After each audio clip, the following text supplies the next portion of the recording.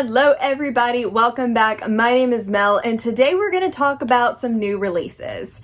So I was doing my stats for the halfway point of 2022 and realized that I read mostly backlist books, which I already knew. I read mostly backlist books.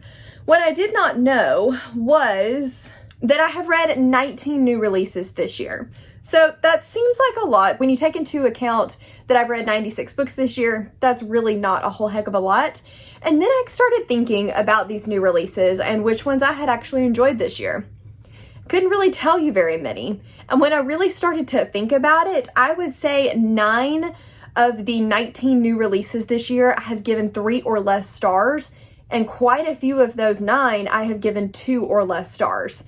So what is it with new releases this year? Can I just not trust new releases? Do I have bad taste? What's going on? So let's talk about the fact that I can't trust new releases and the books that I have read this year that came out in 2022 that kind of did me dirty. We're just going to kind of go in a random order. And the first one that I want to talk about, sadly, is Justice of Kings. This follows what I thought was going to be the King's Justice, dealing out punishments across the lands, the king's lands. But what actually happens is it's the justice's secretary, essentially, assistant, that is telling the story from her point of view about the justice. And it does have a little bit of a murder mystery. It's very Agatha Christie-esque to me in the way that it is told, especially in the first half. Then in the second half, it picks up a little bit more, but the logic here just was not great for me. I was pretty bored throughout the whole thing and was kind of disappointed overall at the marketing of this book. But marketing aside, it just was not a book for me. I ended up giving this one a very low 3-star, and honestly, it's probably one that I should have just put down because I didn't love it, and I'm probably not going to keep it or continue with the series. Then moving on, you're going to get to hear a little bit of the rant early. I have City of Dusk by Tara Sim. This one I gave 1 star. And if you know me, I don't give 1 stars. I think I gave 1 star all year last year, and it was at the very, very end of the year. And authors don't watch these kind of videos. This book, it's essentially about 4, they're not teenagers, they're young 20s that are heirs to 4 different houses, and each house has its own power. So we have like our necromancers, the lighthouse, the shadows house, and the elements house. And they are all kind of getting ready to possibly take over the throne. But their world has been sealed from the gods, which give them these powers for the last like 500 years. And because of this, the world is dying. So now the heirs all want to get together and use their magic to undo the sealing. But of course, there are a lot of things that get in their way. This book was trying to do way too much. We have necromancy, we have elemental magic, we have shadows, we have familiars, we have light wings, we have gods, we have demons, we have politics, we have family matters, it was too much, way too much. There were so many reveals packed into the end of this book that they weren't even reveals anymore. They didn't make sense to the overall context of the story. Could they have? Maybe, but they didn't the way that it was written. So this just was not for me. I was so excited for this book. I've been waiting on it to come out. Was very, very excited to hear that it was the Fairy Loot adult pick, and it did me dirty. Okay, so in doing this video, I realized that one of the ones that I was going to talk about was not a new release. It didn't come out in 2022. It came out in September of 2021. So now we're going to skip over that and have one less book. The next one that I want to talk about is one that disappointed me. And this is one of those rare ones that got a 4-star, but was just disappointing. And honestly, if I went back and reread it, I'm not sure if it would get a 4-star. And yeah, sadly it's this beast, House of Sky and Breath by Sarah J. Maas. I really enjoyed Crescent City. I know there are those out there that don't really enjoy Sarah J. Maas and particularly didn't love the Crescent City series because it's a lot more urban fantasy-esque, but I liked the first book. This one, to me, just was not up to par. It was very, very boring for the first half. And honestly, the twist that everybody was so excited about and so blown away by, I was semi-shocked by in the moment. I won't say I was super shocked. I kind of saw it coming, but at the same time, I was surprised about how it went down. But I don't like it. The more I think about it, the less I like it. I don't like it when books and worlds do this particular thing. I can't tell you what bugs me without spoiling it, but I don't like it. I don't like the connotations and the implications that it's going to have for Sarah J. Maas books. So enough being said on this one. I feel like everybody knows what Crescent City is about. So this is one of those rare ones that I read this year. I did not hate, but it was disappointing as a new release for me. Moving on to one that I was very excited about because I've read 2 of this author's previous books and really enjoyed them. And that is Book of Cold Cases by Simone St. James. This one, like I said, I had really high hopes for it. It is about a girl that is very anxious. She doesn't really get out of her house much, but she writes a true fiction crime blog. A case that went cold many years ago, and it's actually one of her neighbors that was accused of killing 2 men and then was acquitted. And she's not sure what happened and has actually been offered an interview with this woman. Simone St. James does something in every single book that's starting to get really old. One of those somethings is that there's always a past and present timeline. While I typically like multi-timelines, at some point you gotta shake up the formula a little bit. And then one other aspect that is sort of a spoiler, so I'm not going to mention it here. Not only that, but I just did not like the narrator for this book. There were a lot of logic problems for me that I did not enjoy. It told you who was the culprit at like 60% in, and then the rest of it was just aftermath. I would not call this a thriller.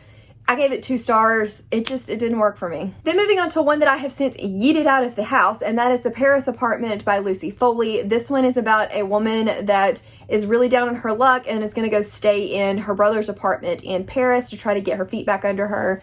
But once she gets there, she realizes that he's nowhere to be found, and so she sets off looking for him, finds that everybody else that lives in this apartment is a little bit weird and has a lot of secrets. Not different enough to really stand out to me. I was so bored, and the twist at the end was lazy, and I didn't like it. And I think Lucy Foley and I have just ended our relationship. I don't think I'm going to do any more Lucy Foley books, even though she has some really pretty covers. Then moving on to the most recent new release that I read that I'm really sad that I did not like, and that was The House Across the Lake by Riley Sager. This one came out less than a week ago for me filming this, and it just was not it. Now, let me preface this by saying I'm not a Riley Sager hater. I know there are people out there that don't like his books.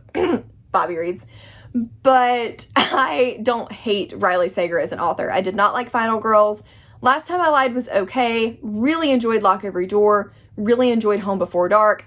Didn't like Survive the Night as much. And then this one is probably my least favorite. This follows a alcoholic woman who has been kind of banished to her lake house to try to get herself together and not embarrass the family anymore. And she acquires a pair of binoculars and starts looking across the lake into her neighbor's window, sees some stuff that she shouldn't, and starts investigating. This book went off the rails. The first half, or the first 20 pages, not a whole heck of a lot was happening. Then we picked up from about 150 pages to 220, 250 pages. And then at that point, something happens that just completely took me out of the story. And then it was just one thing after another. And there was not enough focus on anything to make it make sense. I feel like Sager just tried to do something here that's just not something he's going to be able to do. It's something that he did well in in The Home Before Dark for a particular reason. And if you've read this book and you've read that book, you know what I'm talking about. But in this one, it made no sense. It did not work for me. So I will probably be unhauling this one in my next unhaul, sadly, because I have really enjoyed Riley Sager books. They're popcorn reads. They're good times. They're great to read on the beach. But this one was not it. I gave this one a very low 2-star. Then moving on to another one that has already been out of my house, and that is 9 Lives by Peter Swanson. I DNF'd this book. I can't even give you a rating because I couldn't manage to finish it. It, again, tries to be too much Agatha Christie. It tried to be And Then There Were None, and it just didn't do a great job. This follows 9 people who all get a letter in the mail with 9 names on it, and then they slowly start to realize that these names are being crossed off one by one as they're all getting murdered, and you're trying to figure out how these 9 lives intersect. I think this would have been cool if he'd leaned a little harder into the Agatha Christie And Then There Were None, and they had all been together and had just been being picked off one by one. But that's not really what happened. They're all living their separate lives, and then every once in a while you'll get a chapter where one of them ends up dead.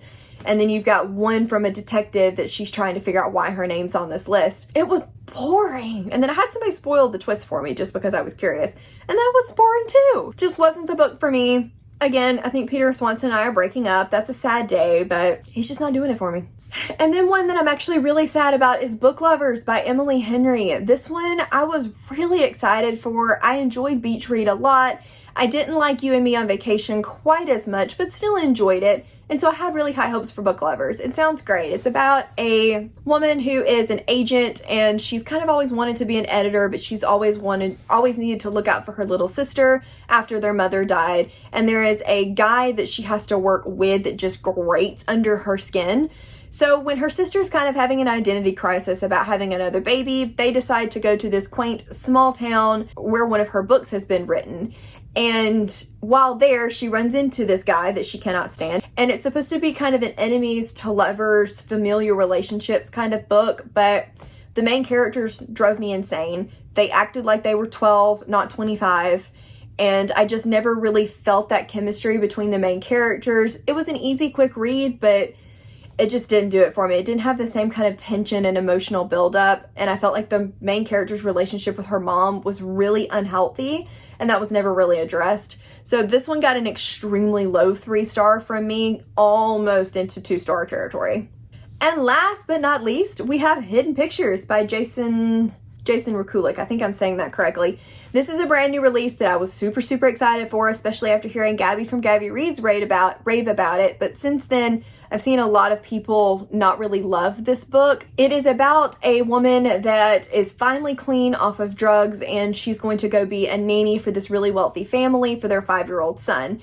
And he starts drawing some really creepy pictures, and they just think that it's his imaginary friend that's drawing them. But slowly she starts to realize that maybe there's more to it than that, and she wants to get to the bottom of this potential ghost story. That sounds really cool. And if that had been what it had been, I'd been all here for it. But it wasn't. For the most part, this book was not nearly creepy enough. Children drawing creepy pictures and the creepy pictures actually being in the book should have been a lot creepier than it actually was. So that part I didn't love. And then it was just extremely slow. It was a lot of life stuff. And the logic in this book was horrible. She's really, really religious. And then it talks about going into this big ordeal about how the main family is not religious and doesn't want her to teach any of those things. Fine, that's their prerogative, moving on. But then she's okay with certain things that don't really make sense, and then it's never brought back as to why that was even important in the first place, even though we made it this huge deal. And then the prologue is this huge deal, but again, never plays back into the story, and then the ending just goes completely off the rails. And I didn't like it. I would have understood, and it'd been perfectly fine if there had been a point to any of that, but there wasn't. There wasn't a point to any of it at all. So that one got a 2-star. Wasn't for me. Sad, sad day. So unfortunately, new releases are just not hitting the mark for me this year. Those are 9, would have been 10 new releases that I didn't enjoy.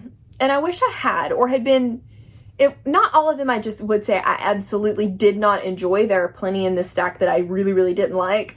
But for the most part, I was just really disappointed in them. So I am really hopeful that the second half of the year has some better new releases coming out. But I also think that I may lean toward my backlist books and give the new releases a little bit of time, because I have a feeling there's one other one, Hide by Kirsten White, that if I had read before this video would probably have been on this list as well.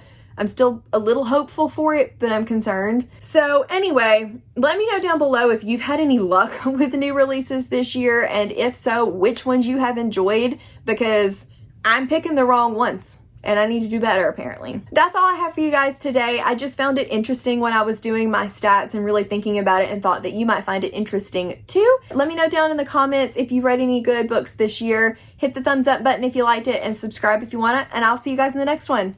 Bye!